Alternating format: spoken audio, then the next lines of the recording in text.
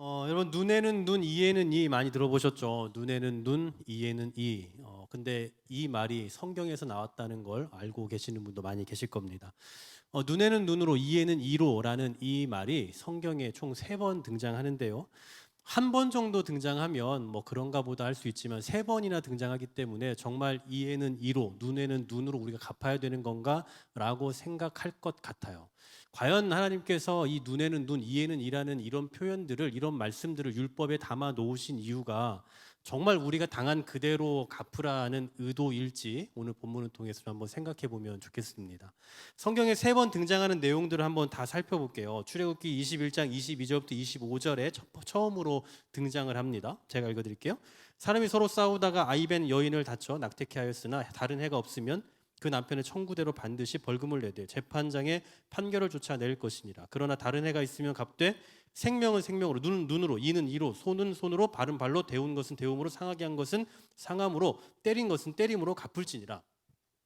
너무 속 시원한 말씀이에요. 네, 당한 그대로 갚아라. 하나하나 아주 세세하게 말씀을 하고 있는데 이 말씀은 그냥 개인에게 이렇게 던져주시는 말씀이 아니라 재판장에게 주시는 말씀이에요. 재판을 해야 되는 재판장이 얼마만큼 공의롭게 심판을 하고 재판을 해야 되는가를 말하기 위해서 이 내용을 말씀해주고 있습니다. 그러니까 재판을 해서 거기에 따른 형벌을 줄 때 치우치지 않도록, 한쪽으로 치우치지 말고 눈에는 눈으로, 이에는 이로 명확하게 이렇게 공평하게 재판을 해야 된다라는 의미로 하시는 말씀이다라는 거죠. 여러분, 국가나 민족이 바르게 서기 위해서는 필연적으로 재판이라는 게 필요할 겁니다. 재판장이라는 사람도 필요할 거예요. 그리고 그 재판장은 언제나 형평성에 맞는 그 어떤 결과를 도출해 내야 되는 겁니다. 그냥 자기 마음대로 뭐 어쩔 땐 이랬다가 자기 기분 따라 어쩔 땐 저랬다가 하는 게 아니라 형평성에 맞는 재판을 해야 되겠죠. 바로 그런 의미에서 재판장이 얼마나 공평하고 공정하게 판단하고 평가해야 되는가에 대해서 말씀하는 과정 속에 눈은 눈으로, 이는 이로, 발은 발로, 또 대은 것은 대인 것으로 이런 표현들을 하고 계시다라는 거예요.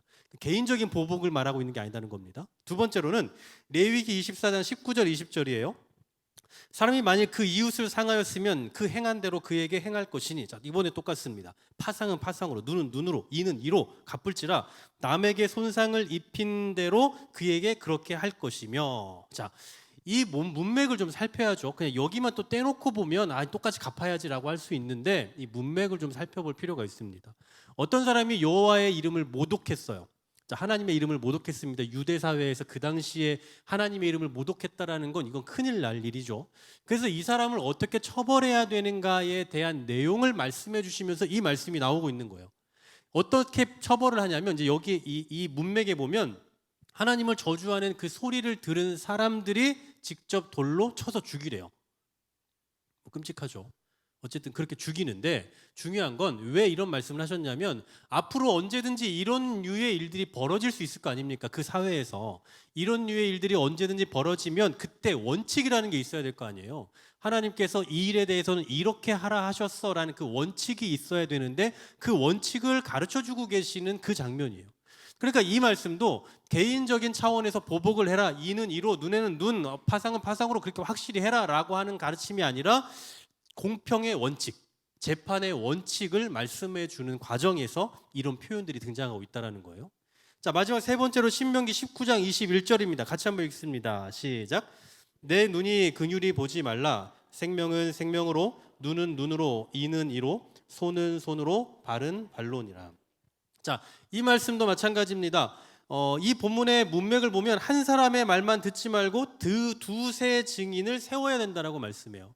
그러니까 이 말씀도 역시나 재판장에게 하는 얘기죠. 두세 증인이 있어야 된다. 이게 위증이냐 진실이냐는 그 갈라지는 그 상황들이 있을 거 아니에요. 그때에 이 피의자라고 해야겠네요. 그러니까 그렇죠. 피의자의 어떤 존엄성, 또 인권, 뭐 지금 요즘으로 말하면 인권이라고도 표현할 수 있는데 그런 것들을 지켜줘야 된다는 그 맥락에서 이 말씀을 하고 있는 거예요. 자, 그러니까 한마디로 말하면 눈에는 눈, 이에는 이, 이걸 동해보복법이라고 말하는데 이 동해보복법은 개인적인 보복의 차원에서 주시는 규례는 아니다라는 사실입니다. 개인적으로 그렇게 해라. 네가 이렇게 맞았으니 너도 똑같이 갚아. 이게 아니다라는 거예요. 근데 그 당시에 유대인들은 이 말씀을 그냥 곧이곧대로 해석했어요. 그래서 개인의 어떤 그 보복의 법으로 사람들에게 이렇게 가르쳤습니다. 눈에는 눈, 이에는 이, 이렇게 똑같이 해야 돼라고 가르쳐 왔다라는 거예요. 물론 실제로 이 법이 물리적으로 시행됐다라는 기록은 없어요. 뭐 성경에도 있고 또 탈무드에도 이와 관련된 법이 나와 있긴 하지만 실제로 이렇게 물리적으로 했다라는 그 기록보다는 이 물리적 보복 대신에 금전적인 보상으로 했다라고 하는 것이 일반적인 견해입니다. 뭐 그 당시에 있는 뭐 문헌이나 이런 것들 연구해 보면 다 그냥 금전으로 대신 대체한 걸로 나오고 있어요. 사실 제가 전에도 한번 말씀드린 적 있지만 개인적인 보복을 이렇게 한다는 건 사실 불가능한 얘기예요. 그죠? 동일한 힘으로 동일한 피해를 입힌다는 건 불가능한 일이잖아요. 누군가에게 내가 맞은 그대로 똑같이 갚아주는 건 불가능한 일이라고요.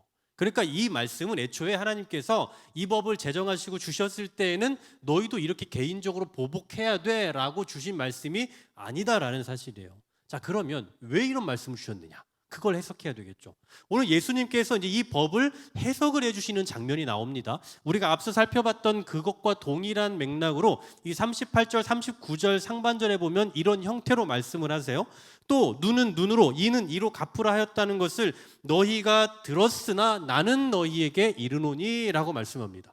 자, 과거에는 동해보복법을 이대로 문자 그대로 실행해라 라고 우리가 듣고 배웠지만 그러나 나는 너희에게 이것을 다르게 이야기할 거야 라고 전제하고 이제부터 말씀을 하기 시작하세요. 그러면서 우리가 잘 아는 말씀, 악한 자의 세 가지 실례를 말씀합니다. 첫 번째 39절이에요. 나는 너희에게 이르노니 악한 자를 대적하지 말라. 누구든지 내 오른편 뺨을 치거든 왼편도 돌려대며 라고 말씀합니다. 이거 너무나 잘 아는 말씀이죠. 누군가가 뺨을 때렸어요. 그건 무슨 얘기냐? 이 상황은 누군가가 힘으로 자기의 생각을 관철시키기 위한 의도로 그 목적으로 때렸다라는 사실이에요. 이때 우리는 어떻게 해야 되느냐? 반대쪽 뺨도 돌려대라라고 말씀해요. 정말 이 내용은 29절 말씀은 뭐 신자든 불신자든 할 것 없이 정말 많이 인용하는 그 말씀인데요. 사실 이 말씀은 이 그런 폭력을 묵인하고 반대쪽도 대줘라 이런 얘기를 하고 있는 게 아닙니다. 만약에 그렇다면요, 만약에 예수님이 그런 의도와 그런 목적으로 이런 말씀하셨다면 예수님부터 거짓말쟁이가 돼요. 왜냐하면 예수님이 잡히셨잖아요. 죽으시기 위해 잡히셨을 때 대제사장의 하속에게 맞으세요. 그러니까 이 대제사장의 하속이 말 똑바로 해, 어디 대제사장님 앞에서 함부로 말해 하면서 예수님을 때렸다고요. 자, 예수님이 오늘 이 말씀에 의하면 어떻게 됩니까? 맞았으니까 반대쪽 뺨을 대야죠. 여기도 때려라 해야 되는데 예수님이 뭐라고 말씀하시냐면 왜 나를 치느냐라고 말하세요. 그 상황에서. 아니 여기서는 대라면서요. 반대쪽도. 근데 예수님은 맞으시더니 정작 당신은 왜 나를 치느냐라고 말씀한다. 그 사도행전에도 가보면 사도 바울도 마찬가지예요. 사도 바울도 잡혔어요. 복음을 전하다가 잡혔는데 이 사람들이 막 그래요. 저 입을 막아라, 입을 쳐라 이렇게 얘기해요. 그랬더니 사도 바울이 욱합니다. 그러면서 뭐라고 표현하냐면 회칠한 무덤이요. 회칠한 무덤이 하나님께서 너를 치실 것이다 라고 얘기해요. 얼마나 나쁜 얘기입니까? 네가 뭔데 나를 때려, 너나 맞아라 뭐 이런 식의 표현 아닐까요? 지금으로 말하면. 그러니까 예수님께서 오른편을 맞으면 왼편도 대라고 했잖아요. 뭐 여기에 여러 가지 해석이 있습니다. 뭐 손등으로 맞네 뭐 별 얘기들이 다 있는데 예수님이 그렇게 하라고 하셨으면 정작 당신도 그렇게 하셔야 되는데 왜 그렇게 하지 않았냐는 거예요. 그러니까 이걸 보면서 뭘 느껴야 되냐면 예수님은 당신은 말해놓고 안 지키는 애가 아니라 예수님이 이 말씀을 하신 목적과 의도가 단순히 한편 맞으면 반대편도 대라 이 의도가 아니라는 걸 알아야 되는 거예요. 그냥 누군가 날 때리면 예예 하고 그냥 맞고 넘어가라, 그냥 또 다 반대쪽 또 맞아줘라, 단순히 그런 얘기를 하는 게 아니라고요. 그럼 뭐냐? 여러분 우리가 신앙인으로 살아가는 이 길은요, 여러분 정당한 길입니까? 아니면 정당하지 않은 길입니까? 다시 말해서 지금 우리가 믿음으로 세상을 살아가고 있는 이 길은 언젠가 그냥 빨리 포기해버려야 되는 길입니까? 아니면 끝까지 견지하면서 가야 될 길입니까? 당연히 후자죠. 끝까지 가야 될 아주 정의로운, 우리 신앙의 양심으로 볼 때 정의로운 길이고 또 굉장히 의로운 길이에요. 정당한 길이에요. 그런데 이런 삶을 살아가다 보면 필연적으로 또 뭐가 찾아오냐면 반대가 찾아와요. 반대에 부딪혀요. 그러니까 오늘 본문의 표현에 의하면 뺨을 때린다라고 말하는데 한 대를 누군가 때리는 형태로 우리의 장애물로 다가올 수 있다라는 거죠. 그때에 우리가 어떻게 해야 되느냐? 우리가 정당한 이 길을 포기하지 말고 계속 걸으라는 의미가 이 안에 담겨져 있는 거예요. 그러니까 여러분, 이 말씀을 실천하려면 뭐가 필요하겠습니까? 그러니까 이 뺨을 맞더라도 끝까지 내 그 길을 가라라고 할 때에는 이 앞에 뭐 선행되어야 할 것이 어떤 전제가 필요하냐면 정당한 길로 걸어가는 삶이 필요한 거예요. 그러니까 애초에 우리가 정당한 길, 의로운 길을 선택하고 가는 길에 뺨을 맞으면 반대편도 맞더라도 계속 그 길을 가라는 얘기거든요. 그런데 만약에 그러지 않고 난 단순히 이 말씀을 지킬 거야 라고 해놓고 그리고 죄를 지었어요. 죄를 지어서 뺨을 맞았으면 맞을 짓 한 거 아니에요? 그리고 또 반대쪽도 되면서 나는 예수님 말씀대로 나는 반대편 뺨도 될 거야, 이렇게 하라는 얘기가 아니라는 거예요. 그러니까 뭐가 전제되어 있어야 하느냐면 정당한 길, 의로운 길, 하나님께서 기뻐하시는 그 삶의 길을 걸어갈 때에 한쪽 편 뺨을 맞을 수도 있다. 그런데도 불구하고 그 다른 편 뺨을 맞는 한이 있더라도 그 길을 계속해서 걸어가라는 거예요. 여러분, 한쪽 편 뺨을 맞으면 기분 나쁘죠. 일단은 기분 나쁜데 더 기분 나쁜 상황은 뭐냐면 내가 맞을 짓을 안 했는데 맞으면 정말 기분 나쁘잖아요. 맞을 짓을 해서 맞으면 그건 누가 봐도 인정해야 되는 거예요. 그런데 난 잘못한 것도 없고 맞을 일을 한 것도 없고 내가 죄를 지은 것도 없는데 나를 때려요. 그럼 여러분 얼마나 기분 나쁩니까? 그럴 때 우리의 권리가 발동되면 어떻게 돼요? 네가 왜 나를 치냐? 라고 하면서 화를 내겠죠. 그런데 오늘 예수님께서 말씀하시는 것은 반대편 뺨도 대래요. 이 말은 무슨 얘기냐면 나의 마땅한 권리를 포기하라는 얘기예요. 그리고 오히려 양쪽 뺨을 맞는 한이 있더라도 의로운 그 길을 계속해서 걸어가라는 겁니다. 바로 이런 삶을 살아가는 것이 우리 신앙인의 삶이다라는 얘기죠.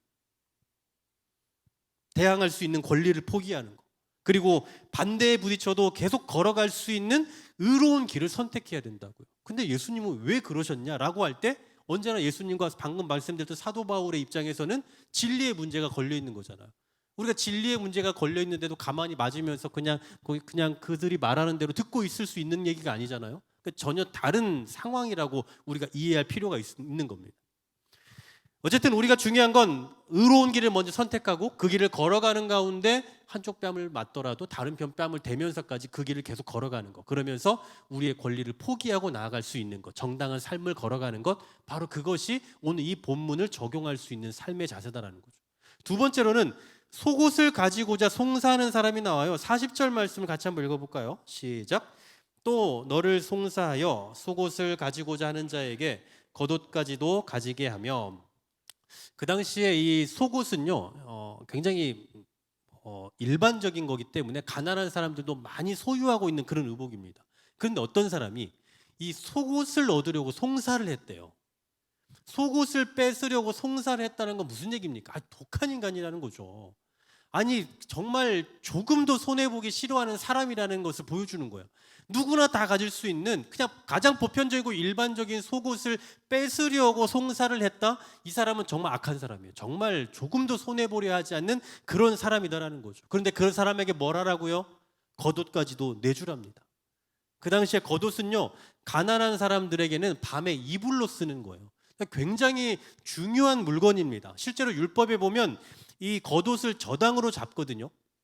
뭔가 갚지 못했을 때 이것을 저당으로 잡는데 해가 지기 전에 이것을 돌려주라라고 말씀해요. 그러니까 이 겉옷이라는 것은 그 당시 사람들에게 있어서 그냥 의식주에 해당하는 것 중에 가장 기본적인 물질이라 할 수 있는 중요한 물건이다라는 거죠. 그런데 이 소중한 겉옷을 자발적으로 주래요. 그것도 악한 자에게. 아니 여러분, 겉옷만큼은 가져야죠. 겉옷만큼은 지켜야 되는 거 아닙니까? 게다가 상대가 악한 자라면 더더욱 주지 말아야 되는 거 아니에요? 하지만 그 악한 자의 겉옷마저도 주라는 건 무슨 얘기냐? 앞서 생각해 본 것과 마찬가지로 우리의 권리를 포기하는 거예요. 기본적으로 우리가 가지고 있는 소유하고 있는 그 권리를 포기하고 내려놓으라는 거죠. 여러분 지금 이 말씀이 그냥 갑자기 뚝 떼어서 하고 있는 말씀이 아니라 동해보복법을 말씀하시는 중에 나온 얘기잖아요. 똑같이 갚아주는 것이 율법이 아니다라는 거예요. 눈에는 눈으로, 이에는 이로 갚아주는 것이 율법이 아니라 자기 권리를 포기할 줄 아는 것이 바로 율법의 참 정신이다라는 것을 말씀하고 있다라는 거죠. 마지막 세 번째로는요, 억지로 오리를 가게 하는 사람이에요. 41절 같이 읽습니다. 시작. 또 누구든지 너로 억지로 오리를 가게 하거든 심리를 동행하고. 네, 여기서 억지로 가게 한다라는 이 동사는 강제로 짐을 지운다라는 뜻이에요.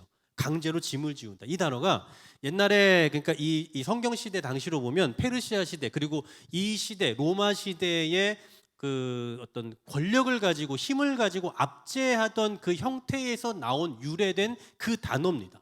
다시 말하면 국가 권력을 사용해서 일반 민간인들을 강제 어떤 고용하는 또 징용하는 그런 때 쓰는 용어다라는 얘기죠.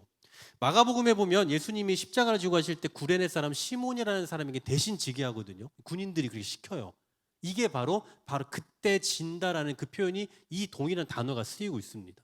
그러니까 그 당시에 이 로마 군인이 이것을 들어서 저기까지 가라라고 누군가에게 일반 백성에게 시키면 오리는 무조건 가야 되는 법이 있다라는 거예요. 강제할 수 있는 그런 권한이 있다라는 얘기죠. 바로 이 본문에서 오리를 가게 한다는 건 그 뜻이에요. 그 당시에 이 군인들이 또 국가 권력을 사용해서 누군가가 하라고 말하면 오리는 그냥 같이 함께 동행할 수밖에 없는, 들고 가라고 하면 들고 가야 하는, 법적으로 보장되는 그런 얘기를, 그런 상황을 보여주고 있다고요. 그런데 이런 요구를 받았을 때 어떻게 해야 된다고 말씀해요? 억지로 오리를 가야 된다라고 말할 때 뭐라고 말씀하냐고요? 의무적으로 오리만 딱 가고 마는 게 아니라 그 이상을 함께 기꺼이 걸으라고 말씀하고 있어요. 그냥 딱 오리만 가고 난 다 했어요, 난 할 거 다 했어요, 난 그만 갈게요 라고 말하는 건 마땅한 권리입니다. 오리까지만 가면 되니까요. 근데 그 권리를 주장하지 않고 그 이상을 기꺼이 걸어주라는 거예요. 쉽게 말하면 억지로 딱 거기까지만 가는 것이 아니라 조금 더 기꺼이 가라, 이 얘기겠죠. 자, 세 가지를 살펴봤어요. 예수님께서 세 가지 상황을 말씀하셨는데 이 세 가지를 잘 보시면 상승 구조를 갖고 있어요. 상승 구조. 그러니까 갈수록 심화되는 부분. 처음에는 뺨을 맞죠. 뺨을 맞는다는 건 수치스러운 거잖아요. 어떤 육신의 신체의 어떤 억압을 받는 그런 상황이에요. 두 번째로는 법적으로 물질적으로 침해를 당하는 상황 속에서의 반응을 말하는 거죠. 속옷을 달라고 하면 겉옷을 달라고 했잖아요. 그리고 세 번째로는 강제적인 억압이에요. 이건 어쩔 수 없는, 어쩔 도리가 없는 상황이 최악의 상황인 거죠. 여러분, 이 세 가지를 보면 우리가 살면서 당하고 겪을 수 있는 그 모든 손해를 다 축약해서 보여주고 있다고 볼 수 있는 거예요. 우리가 겪을 수 있는 거, 신체적인 압박, 아니 물질적인 압박, 법적으로 제재를 당하는 거, 아니면 어떤 권력에 의해서 우리가 통제받는 뭐 이런 모든 것들, 우리가 살면서 당할 수 있는 그 모든 손해를 말해주고 있다고요. 그러니까 이 동해보복법에 의하면 눈에는 눈, 이에는 이에, 이 법에 의하면 동일하게 보복하고 동일하게 갚아주는 것이 내 권리입니다. 하지만 예수님께서는 오히려 가장 극단적인 형태로 자기의 권리를 포기하라고 가르쳐주고 계시는 거예요. 그것도 그냥 참고 견디는 수동적인 인내가 아닙니다. 아주 적극적인 실천을 요하고 있는 거예요. 여러분, 뺨을 한 대 맞았는데 가만히 있는 것도 내 권리를 포기한 거죠. 근데 반대쪽 뺨까지 된다는 것은 더 적극적으로 포기하는 거죠. 내 속옷을 뺏긴다라는 거, 가장 일반적인 거, 이거 가지고 이것도 뺏으려고 하냐라고 말할 수 있는, 근데 그것도 뺏긴다는 것은 권리를 포기당한 거예요. 그럼에도 불구하고 그것 이상의 것을 포기하는 거예요. 또 오리를 가는 거, 오리를 함께 걸어주고 함께 동행해 주는 것도 내 나름의 권리를 포기하는 겁니다. 하지만 심리를 걸어가죠. 같이 걸어가요. 더 이상, 그 이상의 거리를 같이 가죠. 모두 하나같이 자신의 마땅한 그 권리를 포기하고 자발적으로 하나님의 긍휼을 드러내는 삶의 자세를 보여주고 있다는 겁니다. 저는 굉장히 합리적인 걸 좋아하는 사람이에요. 그리고 좀 합리적인 사람입니다. 그래서 뭐랄까요, 제가 이렇게 좀 저만 그런 건 아니고 저 같은 이 비슷한 기질을 가지신 분 다 그러시겠지만 뭔가 이렇게 좀 뭐랄까요, 낭비가 되거나 그런 걸 아주 싫어해요. 그런 걸 아주 싫어해서 예를 들면 시간이 낭비된다거나 이런 거를 제가 참기가 너무 힘들어요. 저는 마음이 괴롭습니다. 예를 들면 제가 어디 세미나에 돈을 주고 세미나를 갔는데 가서 강사가 정말 준비가 안 된 것이 눈에 보이면 너무 화가 나요. 내가 돈 주고 시간을 들여서 내가 지금 뭔가 배워보려고 왔는데 야, 저렇게밖에 못하나, 너무 그게 너무 억울하고 약간 좀 짜증스럽고 그런 좀 기질이 있어요. 그래서 굉장히 뭔가 이게 내가 돈을 썼으면, 시간을 썼으면 그에 맞는 어떤 그 보상이라고 하기보다는 그 배움이나 뭐 이런 것들이 좀 있어야 된다라고 생각을 하고, 그래서 저는 뭐 저도 물론 약속을 못 지킬 때도 있고 지각을 할 때도 많이 있겠지만, 뭐 예를 들면 약속을 했는데 한두 시간 막 늦게 온다거나 막 이러면은, 이럴 거면 애초에 그냥 한두 시간 늦게 보자고 하지, 그냥 차라리 그 시간 동안 내가 할 일을 더 많이 하고 만나면 좋을 텐데, 뭐 이런 좀 되게 합리적인 그 계산들이 좀 많은 편인 것 같아요. 그렇다고 해서 뭐 아주 딱딱한 그런 건 아니고, 제가 좀 극단적으로 설명한 겁니다. 모든 걸 이렇게 하지 않아요. 잘못 얘기했나 싶기도 한데.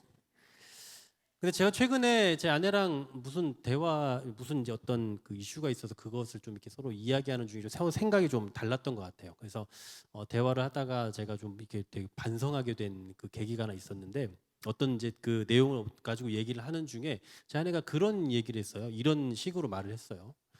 그거는 합리의 문제가 아니라 배려의 문제인 것 같다라고 얘기를 했어요. 그 표현이 뭐 지금도 되게 기억이 남는데, 뭐 제가 아내한테 이걸 가지고 맞네라고 그 앞에서는 얘기하지 않았습니다만, 네, 지금 이제 고백하는 건데, 하여튼 뭐 그때 지금 생각해 보니까 제가 되게 합리적인 사람인 걸 아니까 그런 얘기를 하는 거예요. 합리의 문제가 아니고 배려의 문제인 것 같다라고 저한테 얘기를 했을 때, 제가 그 생각이 드는 거예요. 그 생각해 보니까 합리적인 것과 배려의 문제는 서로 굉장히 좀 선이 다른 것 같은 거예요. 그러니까 굉장히 상충되는 부분들이 많은 거죠. 예를 들면 합리적인 길을 걸으면 배려를 할 필요가 없게 돼요. 그죠? 그래도 반대로 배려만 하게 되면 합리성이 또 떨어져요. 그럼 과연 신앙인들은 합리성을 따져야 될까 아니면 배려를 해야 될까, 이 계산이 이제 생각이 막 드는 거예요. 물론 이제 때로는 어떤 리더의 자리에서는 합리를 따져야 될 때가 분명히 있죠. 저는 그게 확실히 필요하다고 생각은 해요.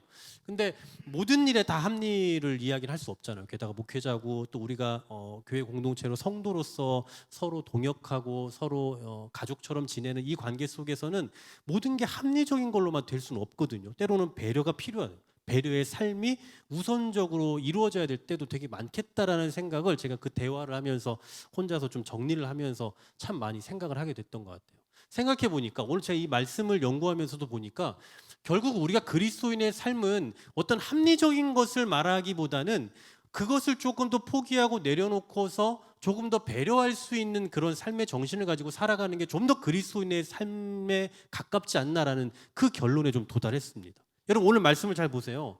만일에 합리를 따지면요, 오리 이상은 가지 말아야죠. 그거는 합리적인 게 아니잖아요. 합리적인 걸 따지면 내 속옷을 내준 것도 억울한데 겉옷은 지켜야죠. 합리적인 것을 따지면 오른편 뺨을 맞았으면 왼편은 막아야죠. 맞지 않아야 돼요.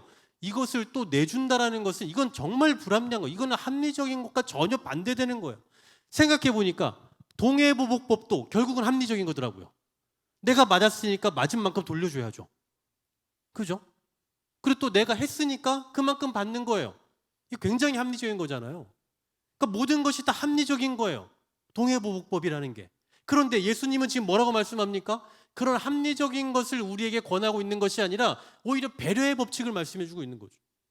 어떻게 나의 권리를 주장할 것인가를 가르쳐 주는 게 아니라 내가 조금 손해를 보는 한이 있더라도 어떻게 내가 하나님의 긍휼을 이 땅에서 드러내는 삶을 살 것인가를 말씀해 주고 있는 거예요. 억지로가 아닌 자발적인 삶에 대해서도 말씀해 주고 있는 거죠. 그리고 이러한 삶의 자세가 바로 주 안에서 새 사람 된 신앙인들이 갖게 되는 그 독특한 자세라고 말씀해 주고 있는 겁니다. 저는 오늘 사실 이 말씀을 이렇게 준비하고 여러 번 좀 원고를 이렇게 보면서 막 수정을 더하면서 어떤 결론 부분에 이르러 좀 이런 고민이 되게 많이 들었어요. 너무나 우리가 잘 아는 말씀이잖아요. 너무 익숙한 말씀인데 또 합리적인 저의 생각으로 도대체 왜 이렇게 살라는 건가? 아니 이렇게 살아야 되는 이유가 있어야 될 거 아닙니까? 아니 맞으라면서요. 그러니까 손해 보라는 거잖아요. 결국은 더 배려하라는 거잖아요. 자발적으로 하라는 거잖아요. 자발적으로 더 손해 보라는 건데 왜 이렇게 해야 되냐고요. 그래요, 뭐 이렇게 말했다고 쳐요. 그러면 이렇게 살 때 주어지는 혜택도 있어야 되는 거 아닙니까? 그래서 제가 이번 주일에 말씀을 준비했습니다. 네, 자연스럽게 이어졌는데, 근데 오늘 이렇게 끝낼 수는 없잖아요. 네. 근데 어쨌든 그런 것도 없이 뭔가 혜택도 말하는 것이 없이 권리를 포기하라는 식으로 말씀하는데, 이럴 거면 근데 제가 이렇게 말씀을 전하면서도 이럴 거면 성도들의 생각에 이럴 거면 그 동해보호법이 더 편한 거 아닌가? 더 깔끔하고 그냥 딱 맞은 대로 맞고 갚은 뭐 당한 대로 갚고 뭐 이렇게 내가 한 대로 갚아주고 일이 훨씬 더 깔끔하겠다. 이렇게 누군가는 결론에 도달하지 않을까라는 생각이 드는 거예요. 나는 포기 안 할래요라고 하면 되잖아요. 나는 굳이 손해 볼 이유를 모르겠어요라고 할 수 있는 거 아닐까요? 사실 이 산상수훈은 우리가 계속 생각해 보고 있는데 이 산상수훈은 세상에서 더 잘 살기 위한 방법을 말하는 게 아니잖아요. 어떻게 세상을 좀 더 따뜻하게 할 건가를 말하는 것도 아니잖아요. 그냥 철저히 그리스도께 귀속된 사람들, 즉 그리스도인들에게만 주시는 그 말씀으로 그리스도인은 세상에서 이렇게 살아야 된다라고 하는 그 말씀이거든요. 그런데 이렇게 손해를 입는 삶을 살아야 된다라고 말할 때는 뭔가 당위성이 있어야 될 거 아니냐고요. 좀 이 고민이 좀 여러분 공감이 되십니까? 여러분 대신 제가 고민을 해드린 거예요.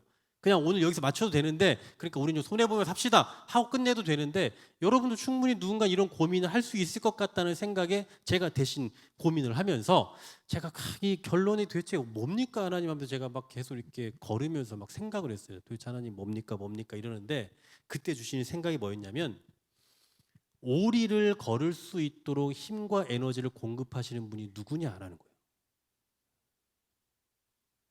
그리고 우리가 왼쪽 오른편 뺨을 맞고도 우리가 견디면서 살아갈 수 있도록 우리에게 생명을 주시고 은혜 베푸시는 분이 과연 누구냐라는 거예요. 우리가 살아가면서 속옷을 많이 지니고 겉옷을 많이 가지고 살아갈 수 있는 그 에너지와 자원은 과연 어디에서부터 나오느냐라는 거예요. 그 하나님께서 우리가 심리를 동행한다고 해서, 아니면 그러니까 오리를 조금 더 가준다고 해서, 아니면 겉옷까지 내어준다고 해서, 아니면 오른편 뺨 한 번 더 맞는다고 해서 우리를 망하게 하거나 우리를 죽이실 리는 없겠다라는 확신이 들었어요. 사랑하는 여러분, 오늘날 우리가 살아가면서 억지로 짐을 지워야 되는 상황들이 정말 많습니다. 여러분의 회사에서, 가정에서, 교회에서 여러분들이 억지로 짊어지는 일들이 분명히 많을 거예요. 왜 나는 이걸 해야 되는가? 왜 나한테만 이걸 더 시키는가? 이렇게 억지로 져야 될 때가 정말 많다고요. 그런데 생각의 전환을 한번 해보십시오. 내가 이걸 할 수 있는 힘을 주신 분이 누구이며 그 에너지가 어디에서 왔는지. 남들보다 내가 조금 더 많은 것을 해야 된다면 그만큼 내가 능력이 있다는 건데, 그 능력과 기술은 과연 어디에서부터 기인됐는지, 누가 그것을 나에게 주셨는지, 이걸 생각하면 조금 더 갈만하겠더라고요. 이거 생각하면 한 편 더 맞아줄 수 있겠더라고요. 이런 거 생각하면 시킨 것보다, 주어진 것보다 조금 더 해도 괜찮겠다라는 생각이 든단 말입니다. 그러니 우리의 권리를 주장하는 일에만 힘쓰지 말고 이미 우리에게 주신, 우리가 받은 그 권리를 좀 누릴 줄 아는 그 여유를 가질 수 있으면 참 좋겠어요. 하나님께서 우리에게 주신 그 각각의 자원들이 있지 않습니까? 그 에너지가 있잖아요. 그 힘이 있잖아요. 그것을 가지고 우리가 이제 이 권리를 좀 누릴 줄 아는 여유를 갖자고요. 그래, 나는 더 많은 게 있으니까 난 이것도 줄 수 있어. 그래, 나는 뭐 조금 더 가도 내가 조금 더 고생해도 괜찮아 라고 합리적인 걸 좀 따지기보다는 조금 더 배려할 줄 알고, 조금 더 손해를 볼 줄 알고, 그 가운데서 우리가 하나님을 드러낼 수 있다면, 우리에게 이런 에너지를 공급해 주신 하나님이 드러난다면, 그러면 충분히 그 정도의 가치는 있지 않겠느냐라는 생각이 드는 거예요. 오늘 여러분 다시 한번 이 말씀을 기억하시면서, 악한 자를 대적하지 말라라고 말씀하셨는데, 우리가 살아가면서 우리 앞에서 악한 자로 작용되는 사람들, 그러면서 우리를 정말 수없이 많이 막 가로막고 또 우리에게 수없이 수많은 짐을 억지로 지게 하는 상황들 너무나 많이 만나게 되지만, 그럴 때마다 조금 더 여유를 가졌으면 좋겠어요. 하나님께서 나에게 주신 그 자원들이 있으니 내가 그것 가지고 조금 더 내가 손해보고 조금 더 내가 손해를 감수하고서라도 함께 걸어가리라 라는 그 각오와 결단을 가지고 기꺼이 감당해 나아갈 수 있는 저와 여러분 될 수 있기를 주의 이름으로 간절히 소망합니다.